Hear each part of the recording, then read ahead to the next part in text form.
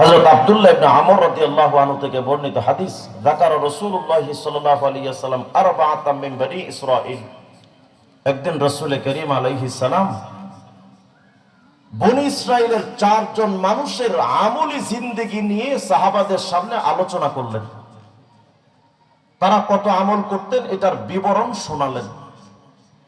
কত আমল করতেন তারা?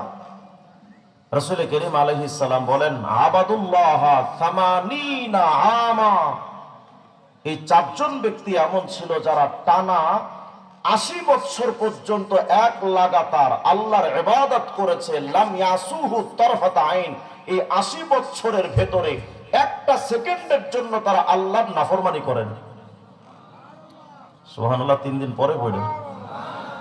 আচ্ছা কল্পনা করেন তো, 80 বছর যাবত টানা ইবাদত করলেন, একটা সেকেন্ডের জন্য যারা নাফরমানি করলেন না, তাদের আমল বেশি না আপনার আমার আমল বেশি? তাদের আমল বেশি। তারা টানা 80 বছর যাবত আল্লাহর ইবাদত করেছে, নাফরমানি এক সেকেন্ডের জন্য করেনি। আর আপনি আমি তো বেঁচেও থাকি 60-70 বছর। এই 60 বছরের ভেতরেও মৃত্যুর আগে মোটামুটি আমল তো 60 বছর দূরের কথা, মোটামুটি 55 বছর আকিস বিড়িটাই নাই কবরে যায়, ঠিক না? তাহলে তো আমাদের আমল নাই, আগের যুগের নবীর উম্মতের আমল বেশি। এতদা সত্ত্বেও আল্লাহ পাক এই নবীর আখিরি নবীর উম্মতের বেলায় সিদ্ধান্ত দিলেন, এই উম্মতে মুহাম্মাদি, তোমরা হয়তো আখিরি যুগে এসেছো, সময় কম, আমল কম, হায়াত কম, কিন্তু শোনো, কুনতুম খায়রা উম্মাহ, আগের যুগের যত নবীর উম্মত এসেছে সমস্ত উম্মতের ভেতরে তোমাদের আমল কম হওয়ার পরেও আমি আল্লাহ ঘোষণা দিলাম তোমরাই শ্রেষ্ঠ জাতি। হাদিসের মধ্যে আসছে, হুজুর আকরাম আলাইহিস সালাম বলেন, নাহনুল আখিরুন আস-সাবিকুনা ইয়াউমাল কিয়ামা। আমরা তো এসেছি সমস্ত নবীর উম্মতের পরে, কিন্তু হুজুর বলেন কিয়ামতের ময়দানে জান্নাতে যাওয়ার ব্যাপারে আমার উম্মত জান্নাতে যাবে সবার আগে। আচ্ছা, আমল নাই, এতটা সত্ত্বেও এই বিরাট মর্যাদার সম্মান যে পেলাম, ওসিলা তো একমাত্র মুহাম্মাদুর রাসূলুল্লাহ সাল্লাল্লাহু আলাইহি ওয়াসাল্লাম। এই কথাটা কেন বললাম? আমার ভেতরে একটা আফসোস আছে। আফসোসটা হলো, যেই নবীর উম্মতের ওসিলাই, যেই নবীর উম্মত হওয়ার কারণে আপনি আমি এতটা দাম, এতটা মান, এতটা সম্মান, এতটা ইজ্জত, এতটা মর্যাদা মর্তবা পেলাম যেই নবীর ওসিলায়। হায় আফসোস উম্মতে মুহাম্মাদি, যেই নবীর ওসিলাই এতটা দাম পেলাম, আপনি আমি তো সেই নবীকে দাম দিলাম না। যেই নবীর জন্য এতটা সম্মান পেলাম, সেই নবীকে তো আপনি আমি এতটা সম্মান দিলাম না। যেই নবীর ওসিলাই এতটা আল্লাহর মহব্বতের প্রিয় পাত্র হতে পারলাম, সেই নবীকে তো বিন্দু পরিমাণ মহব্বত করার ফিকির আপনার আমার আসলো না। আজ মুসলমানের দিকে যদি তাকানো হয়, মুসলমানের মাথা থেকে পা পর্যন্ত হুজুর আকরামের আদর্শ আমাদের মধ্যে বাস্তবায়ন হয় না। আমাদের মাথার চুলের কাটিংটা হয় মেসি আর নেইমারের মতো, নবীজির সুন্নাহ মোতাবেক আমাদের চুলের কাটিংটা হয় না। আমাদের শরীরের ভেতরে কোনো অঙ্গেই নবীর সুন্নাত বাস্তবায়ন হয় না। মুসলমানের চেহারার দিকে তাকাইলে তার চেহারার ভেতরে নবীর সুন্নাত তরিকার ওয়াজিব দাড়িটা মুসলমানের মুখে এখন পাওয়া যায় না। মুসলমানের মাথায় এখন নবীর সুন্নাহ টুপি এখন পাওয়া যায় না।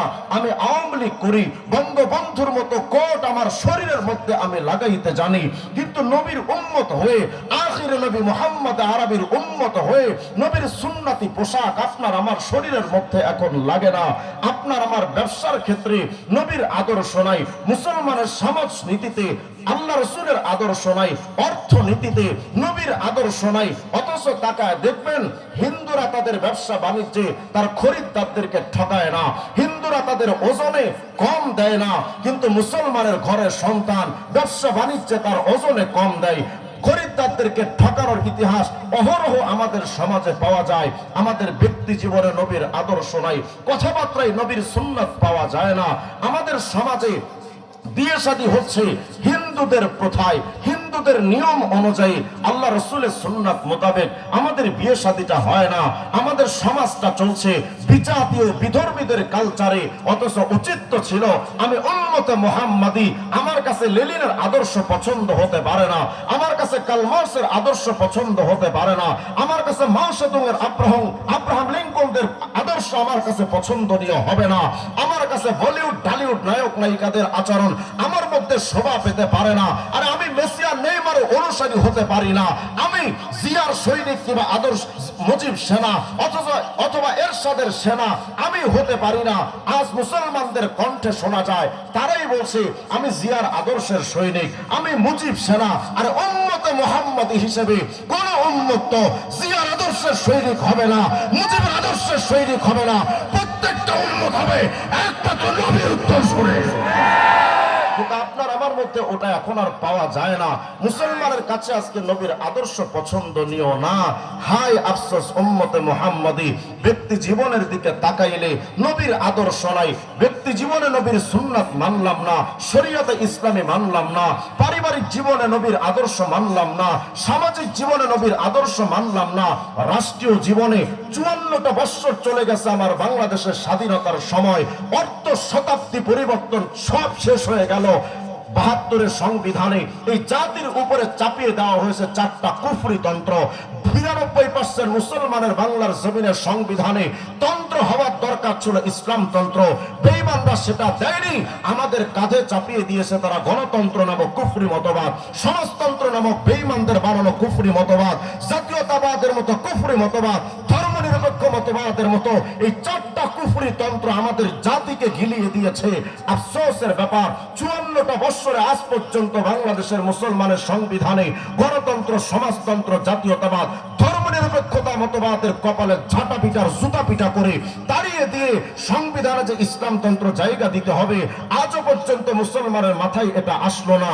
হায় আফসোস, বাংলাদেশের সংবিধানে লেখা হচ্ছে বিসমিল্লাহির রহমানির রহিম, পরম করুণাময় অসীম দয়ালু আল্লাহর নামে শুরু করছি, এই বলে সংবিধান শুরু হলো, ভেতরে গিয়ে দেখা গেল তার মদের আইন বৈধ করে দিচ্ছে, পতিতালয় বৈধ করে দিয়েছে, ঘুষের আইন বৈধ করে দিয়েছে, অসংখ্য ইসলাম বিদ্বেষী আইন তারা বাস্তবায়ন করেছে। অথচ তারাই বলে দেশটা গণতন্ত্র অনুযায়ী চলবে। তো গণতন্ত্রের অর্থ তো হলো যেদিকে জনমত বেশি সেদিকে রায় যাবে। তাই যদি হয় তাহলে আমার বাংলাদেশের অন্তত 80% মানুষ তো বাংলাদেশের শরীয়তে ইসলামী চায়, সে 80% মুসলমানের কথাকে ভ্রুক্ষেপ না করে কেন গণতন্ত্র চাপিয়ে দেওয়া হলো, কেন সমাজতন্ত্র চাপিয়ে দেওয়া হলো? এখন আওয়াজ উঠানো দরকার, যে সংবিধানে ইসলামের আইন থাকবে না ওই সংবিধান আমি মানি না। মুসলমানের কণ্ঠে তো আওয়াজ উঠানো দরকার ছিল, কিন্তু মুসলমান সেই স্বপ্নটা লালন করে না। আজ মুসলমানকে যদি জিজ্ঞেস করা হয় যে ভাই কেন মাথায় টুপিটা দাও না, কেন দাড়িটা রাখো না, কেন গায়ে পাঞ্জাবিটা লাগাও না, উম্মতে মুহাম্মাদের কণ্ঠের জবাব থাকে হুজুর দাড়ি টুপি পাঞ্জাবি লাগাইলে তো বড় শরম লাগে, হুজুর ওটা লজ্জা লাগে। শোনো উম্মতে মুহাম্মাদি, যে দাড়ি টুপি নিয়ে চলতে আজ তোমার লজ্জা হচ্ছে, আগামীকাল কিয়ামতে ওই দাড়ি টুপি পাঞ্জাবি নূর ছাড়া দাঁড়াইতে তোমার ভেতরে ভয়ে আতঙ্কে ভেতরে ভূমিকম্প তৈরি হবে। তোমার স্ত্রী তখন তোমার কাজে আসবে না, তোমার নেতা তখন কাজে আসবে না, তোমার বন্ধু বান্ধব কোনো কাজে আসবে না, তোমার পীর কোনো কাজে আসবে না। হায় আফসোস, মুসলমানদের হওয়ার দরকার ছিল ব্যক্তি জীবন থেকে রাষ্ট্রীয় পর্যায় পর্যন্ত ইসলামের আইন আমাদের বাংলাদেশে রাষ্ট্রীয়ভাবে নবীর ইসলামী শরীয়ত বাস্তবায়ন করা হলো না। সেখানে আমাদের আদালতগুলো চলছে বেঈমানদের বানানো আইন দিয়া, আমাদের অর্থনীতি, সমাজনীতি, রাজনীতি সবকিছু চলছে বেঈমানদের বানানো আইন দিয়া। অথচ ওরা আবার কিছুদিন পরে এসে আপনার আমার কাছে যখন ভোট ভিক্ষা চাইতে আসবে, আইসা দেখবেন বলবে যে ভাই আমার আল্লাহ রসুলের নামে একটা ভোট দিয়েন। আল্লাহ রসুলের নামে ভোট দিব কারে? যে গণতন্ত্র বাস্তবায়ন করতে চায়, যে জাতীয়তাবাদ বাস্তবায়ন করতে চায়, যে সমাজতন্ত্র বাস্তবায়ন করতে চায়। আরে গণতন্ত্র, সমাজতন্ত্র, জাতীয়তাবাদ, ধর্মনিরপেক্ষ মতবাদ এগুলো তো তৈরি হয়েছে ধর্ম ইসলামকে বানচাল করার জন্য, ইসলামী মতবাদকে ধ্বংস করার জন্য। যারা আজকে মনে করেন আমার অমুক তমুক নেতা তারা বড় ধার্মিক, তারা বড় ইসলাম প্রিয়, আরে একজন নেতা ইসলাম প্রিয় হওয়ার প্রথম পরিচয় হলো সে জাতীয়তাবাদের রাজনীতি করতে পারবে না, সে গণতন্ত্রের রাজনীতি করতে পারবে না, সে সমাজতন্ত্রের রাজনীতি করতে পারবে না। একজন নেতা ধার্মিক হওয়ার প্রথম পরিচয় সমস্ত মতবাদের রাজনীতির কপালে ছাটা পিটা করে ইসলামতন্ত্রের রাজনীতি করবে।